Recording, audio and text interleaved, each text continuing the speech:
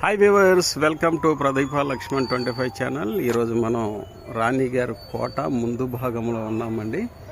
దాని ప్రక్కనే మీకు చెప్పాను అప్పుడు గుప్త నిధుల కోసం ఒక కరెంటు పోలు తాడి చెట్టు అంత లోతులో పక్కనే అవి ఇక్కడ వీరు గుప్త నిధులు త్రవ్వకం చేశారండి. ఇప్పుడైతే పూడ్చివేసి ఉంది. చూడండి, ఇది రాణిగారి యొక్క కోట.